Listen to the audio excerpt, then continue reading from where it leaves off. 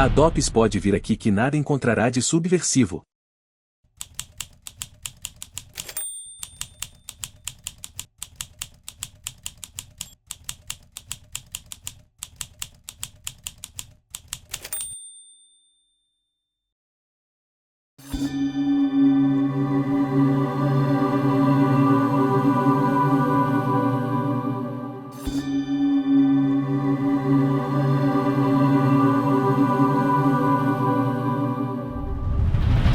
Justiça faz inquérito para expulsar padre suíço.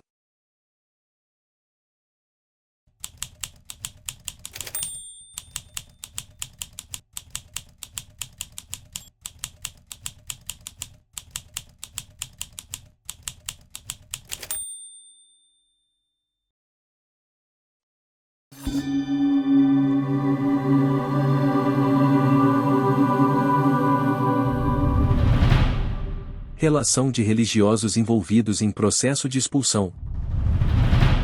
Prisão de religiosos na greve de Osasco, São Paulo. Jacques Lor. Romanzo Ferré. Pierre Vautier.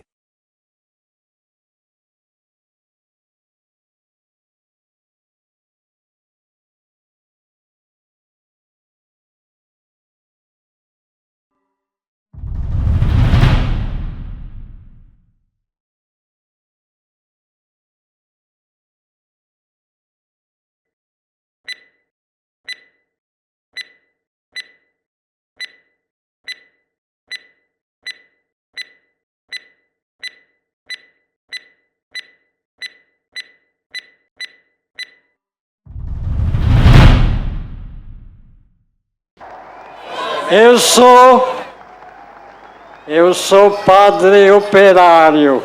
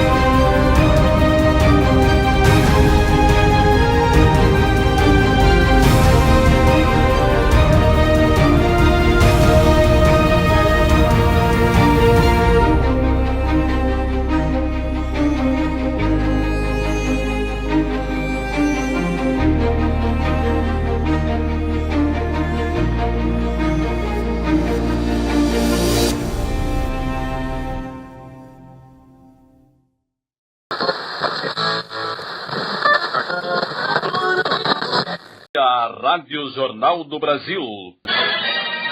Os fatos que se transformaram nos grandes acontecimentos do ano.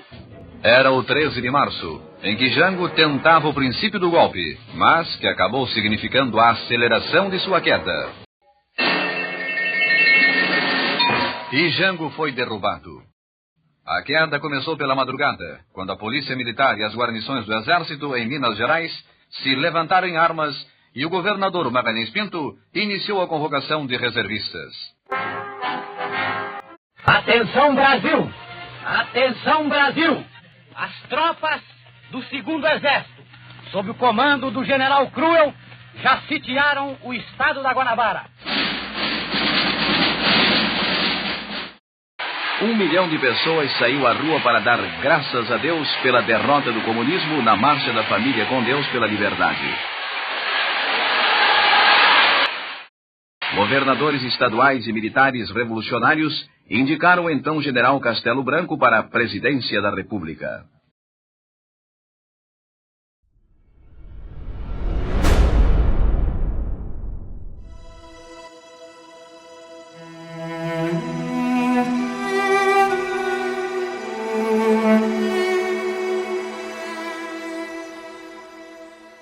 Quando o padre Jacques Love começou a trabalhar nas docas de Marsella em 1941, mal podia imaginar que seu exemplo seria seguido por centenas de outros padres católicos franceses. e levaria a uma reavaliação da vocação sacerdotal. Jacques-Pierre Loaf, ou como ficou conhecido no Brasil, Padre Tiago, nasceu em 1908. Cresceu em uma família abastada, em um clima de indiferença religiosa. Após se recuperar de uma tuberculose, doença com alto índice de fatalidade naquela época, Loaf se converteu ao catolicismo e foi ordenado padre em 1934. A ordenação de Loaf fez com que anos depois ele não fosse convocado para servir durante a Segunda Guerra Mundial, o que não significou ficar à margem dos horrores da guerra.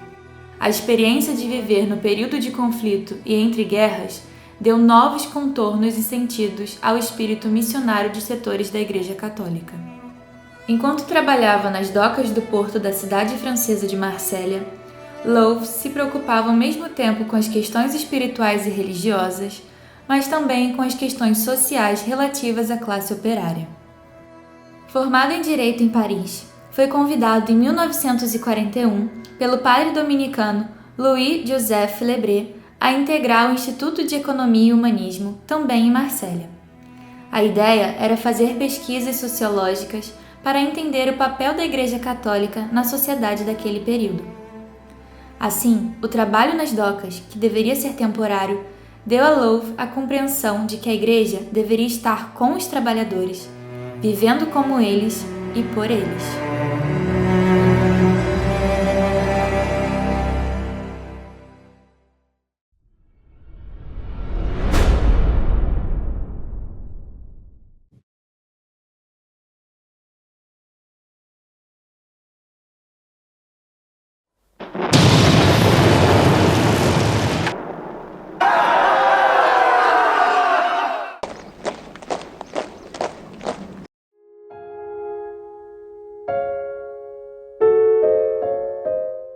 O missionarismo dos padres operários surgiu na França no contexto da Segunda Guerra Mundial, quando alguns clérigos perceberam a perda de fiéis nos meios operários.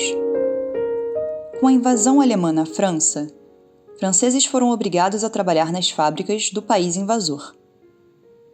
Após a proibição das atividades pastorais, os bispos franceses teriam enviado padres para atuarem como operários na Alemanha.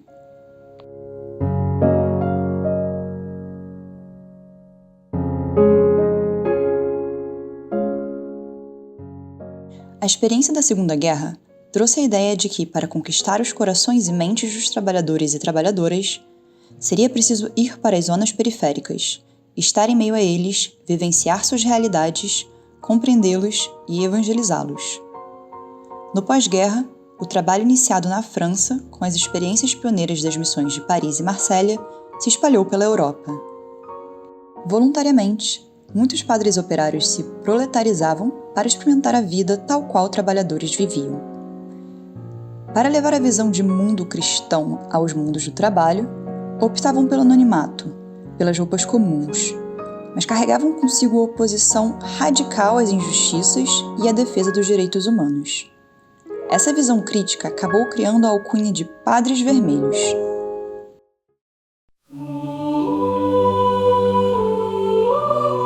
Isso porque, no esforço de chegar aos trabalhadores católicos, alguns clérigos franceses dialogaram com membros do Partido Comunista Francês e outros grupos pelos quais a Igreja Católica não nutria simpatia.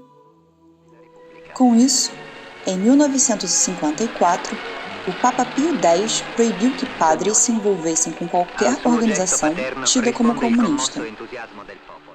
Anos depois, o trabalho que os padres operários franceses iniciaram encontrou respaldo em várias das considerações que aconteceram no Concílio do Vaticano II, que ocorreu entre 1962 e 1965.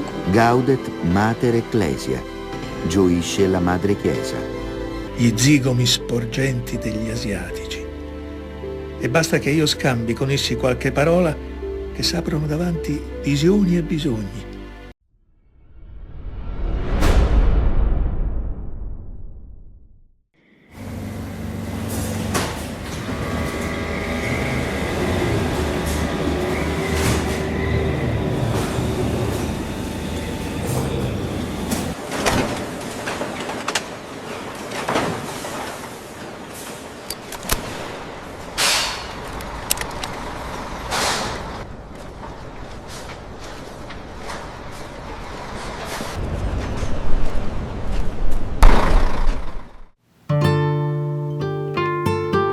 apenas um dia e meio deixei a França, e hoje nós 3 juntos estamos pensando em vocês. Paul Chardel, Pierre Vautier e eu. É o primeiro domingo que passamos juntos no Brasil, nesta imensa cidade de São Paulo, onde se diz que a cada 120 segundos um novo prédio é erguido, mas que também é, no coração da cidade, povoado por estas favelas, tão apropriadamente chamadas de o depósito de lixo, onde as pessoas e o lixo que se mistura a elas são jogados fora. O lixo, tudo que a cidade não quer mais.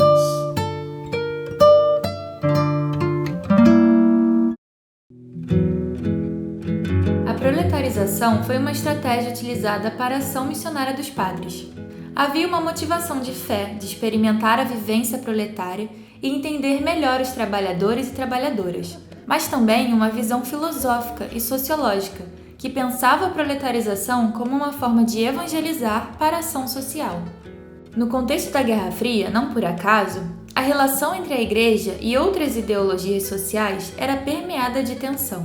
A ação dos padres operários se insere nesse contexto, mas não era apenas um confronto com o comunismo. Era um meio de difundir a via católica de luta entre o proletariado. A experiência de proletarização engatilhada pela fé não foi exclusividade dos padres operários e nem mesmo exclusiva dos homens. Simone Weil, filósofa e ativista francesa, optou por trabalhar como operária em uma fábrica. A brutalidade das condições fabris foi narrada por ela da seguinte forma: o trabalho é demasiado mecânico para oferecer qualquer material para pensar. Uma degradação perpétua e humilhante.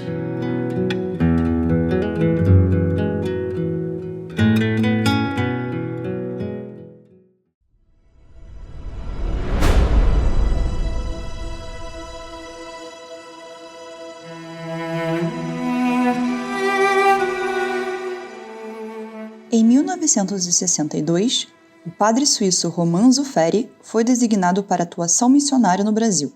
Antes de embarcar, ele se correspondeu com Dom Carlos Coelho, arcebispo de Recife e Olinda, que desejava um padre apto a dedicar-se integralmente à tarefa de formação de um laicato cristão, capaz de assegurar a presença da Igreja no meio dos trabalhadores. A infiltração comunista e a miséria do meio operário exigem um sacerdote que se consagre de maneira especial à evangelização deste meio.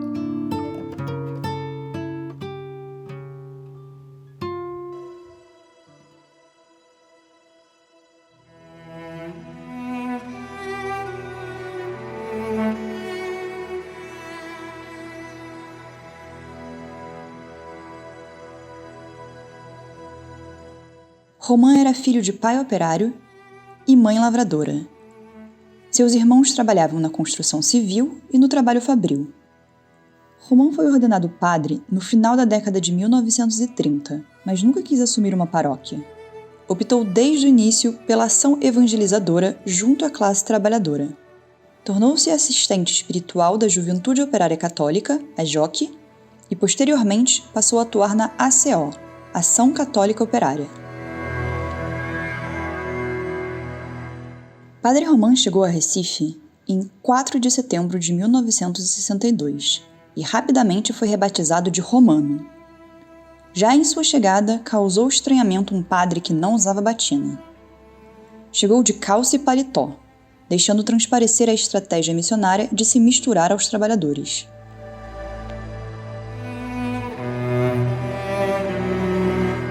Ansioso para conhecer a vida dos trabalhadores, ao iniciar sua missão, comprou um jipe e partiu para ver as regiões remotas de Pernambuco.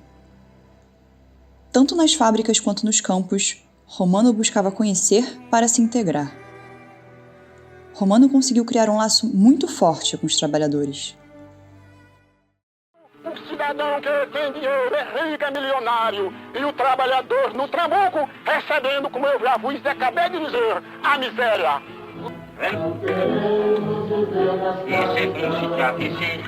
Vamos um pouquinho mesmo, porque nós não temos muito de nós se manter. Vem,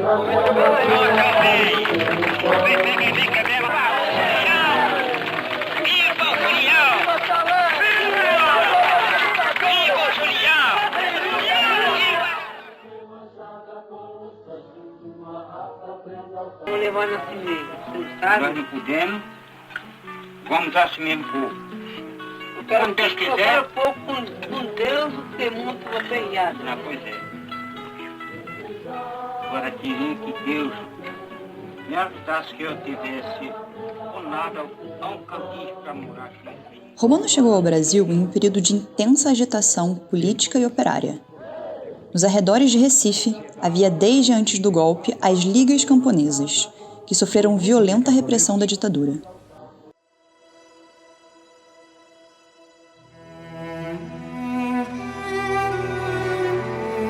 Padre Romano logo percebeu que o seu trabalho não seria apenas o de guiar a luta dos trabalhadores e trabalhadoras pelos caminhos do catolicismo, pois teria que lidar também com a repressão política. O engajamento com a luta operária naquele momento significava também engajar-se com a luta contra a ditadura. Não por acaso, Romano foi alvo de investigações frequentes pelos órgãos repressivos. Em 1977, o inquérito pediu a sua expulsão, o que não se efetivou. Mas, embora não tenha sido expulso do país, Romano aparece em vários relatórios dos serviços de espionagem da ditadura.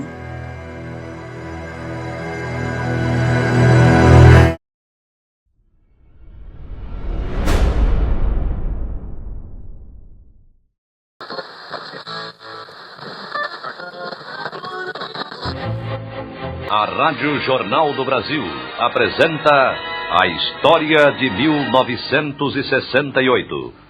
1968 foi realmente um ano marcado pela violência.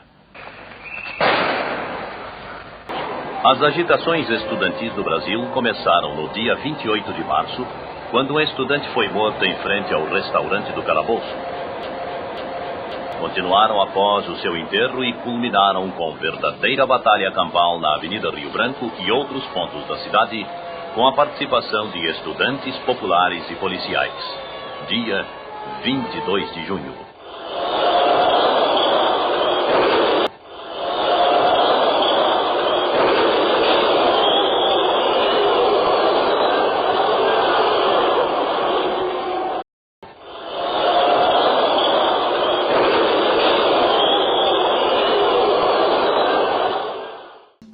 Pedro le curé est devenu ouvrier fraiseur. Pedro, qu'on aperçoit ici avec sa bicyclette, s'est embauché comme... Pierre Valtier, ou Padre Pedro, como ficou conhecido ao chegar ao Brasil, foi morar na Vila Yolanda, em Osasco, São Paulo. Em uma das cidades mais industrializadas do país, Pedro foi trabalhar como retificador em uma fábrica da região.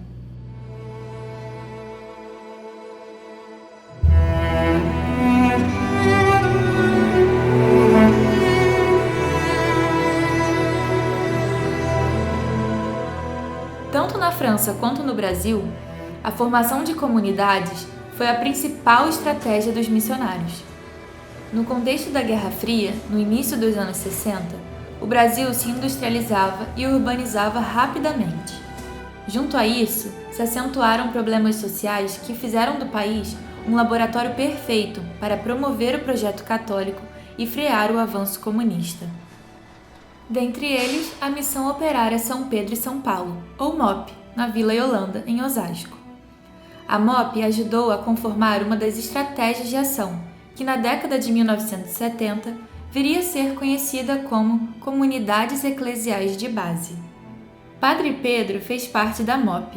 Em 1968, ele participou ativamente da greve de Osasco e apoiou plenamente a pauta dos trabalhadores grevistas.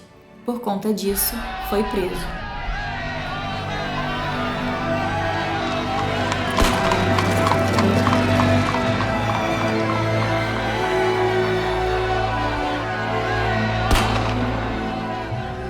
A violência estatal a qual o Padre Pedro foi submetido não foi ignorado pela comunidade. O carinho e o espírito comunitário dos moradores ficam evidentes nas declarações contrárias à sua detenção. Também seus companheiros católicos saíram em sua defesa.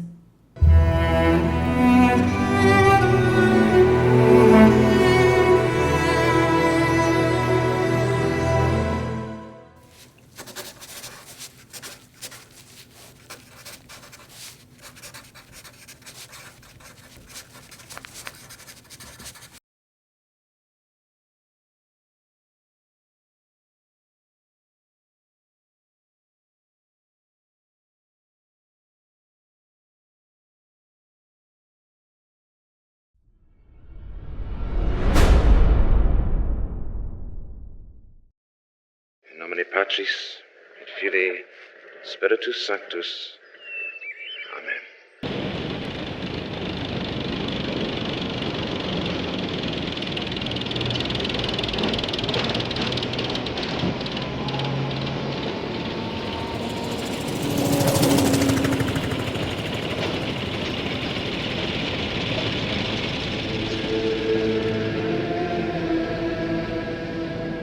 Atendendo à geral e angustiosa expectativa do povo brasileiro, que via a marcha acelerada do comunismo para a conquista do poder, as Forças Armadas acudiram em tempo e evitaram que se consumasse a implantação do regime bolchevista em nossa terra.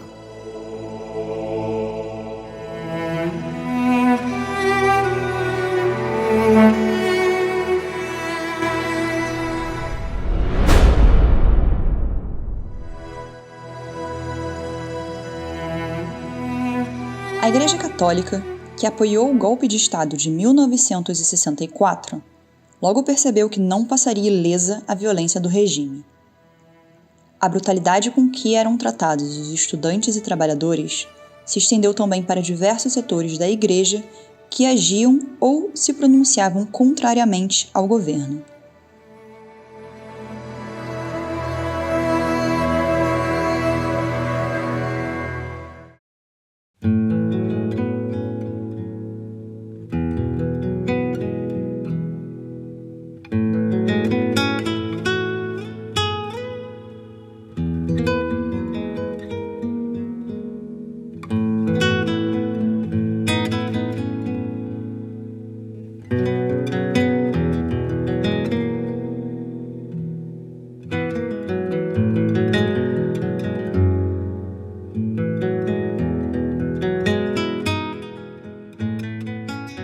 O caso do padre Pedro Valtir não foi o único. Assim como ele, o padre belga e físico Ian Thaup participou da JOC, da Ação Popular e da Greve de Osasco de 1968.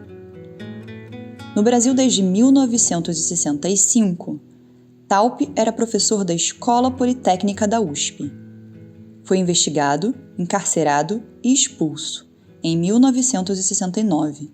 Acusado de delitos contra a segurança nacional. A carta que escreveu após sua expulsão expôs sua dor e fez coro às denúncias sobre violações ocorridas no Brasil.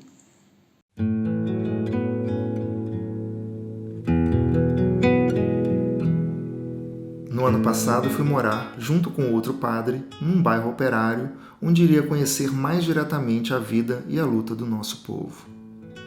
No dia 19 de fevereiro de 1969, fui sequestrado brutalmente por militares e levado à prisão.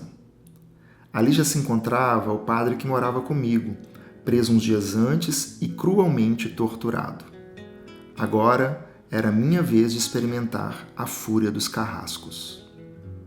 De fato, basta qualquer suspeita, qualquer delação anônima ou uma simples atitude que não agrade para que alguém seja sequestrado, preso incomunicável sem que os parentes sejam avisados e torturado.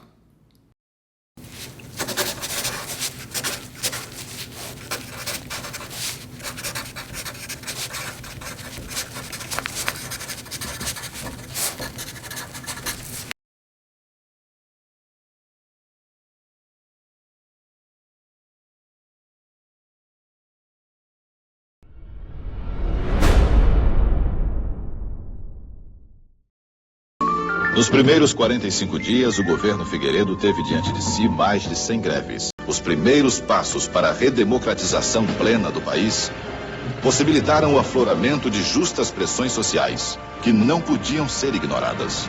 Aqui no Palácio Planalto, reunido com todo o seu ministério e todos os governadores, o presidente Figueiredo assinou a mensagem ao Congresso propondo a anistia. O projeto de anistia, enviado pelo governo, não satisfaz. A Igreja sempre advoga o perdão, mas evidentemente respeita as decisões judiciais. Na prática, o presidente Figueiredo conseguiu uma anistia ampla, geral e irrestrita, sem ceder às pressões. A anistia é um sinal de perdão. claro que a medida não foi do governo. O governo foi apenas instrumento. Entendo que o governo até restringiu o que o povo está desejando.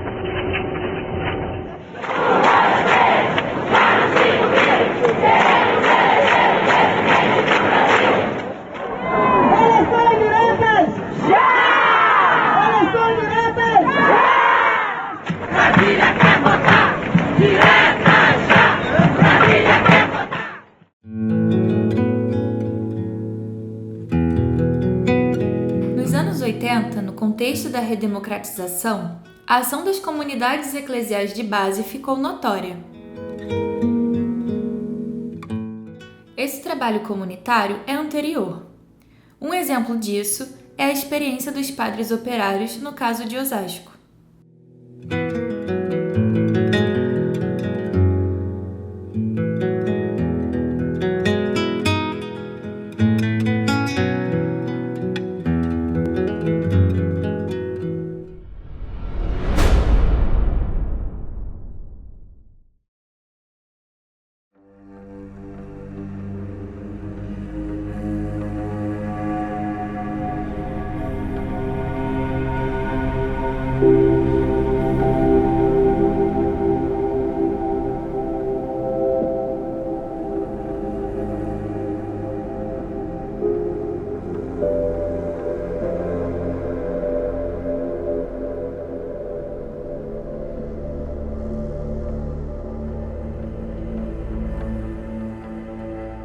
O padre Pierre Vautier, expulso do Brasil sob a acusação de ter participado da greve dos trabalhadores de Osasco, embarcou às 22 horas de ontem no galeão com destino a Paris.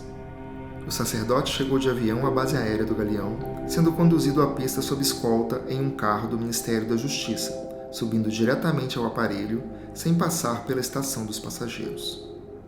Em São Paulo, dezenas de sacerdotes dirigiam uma carta de solidariedade ao padre francês, afirmando que ele foi expulso porque representava o amor aos pobres e a defesa do operário.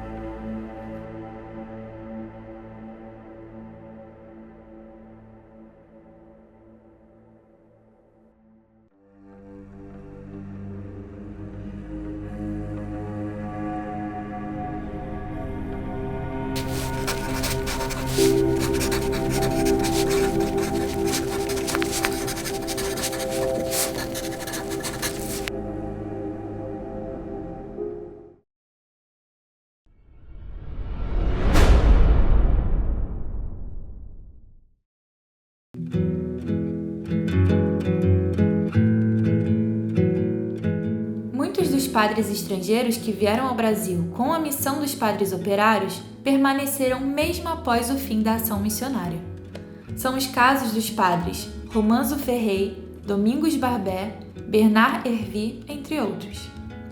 Na maioria dos casos, não deixaram de trabalhar para os trabalhadores e se mantiveram social e politicamente ativos.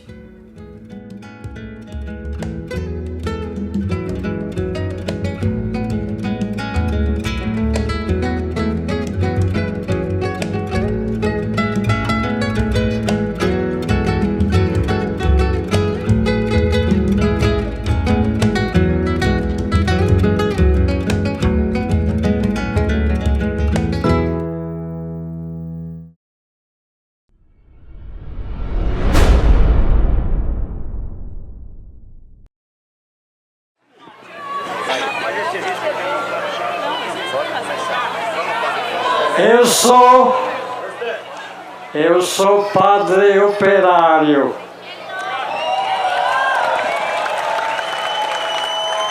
Alô, monsieur. Essa assembleia hoje ia relembrar 40 anos atrás, no estádio da Vila Euclides.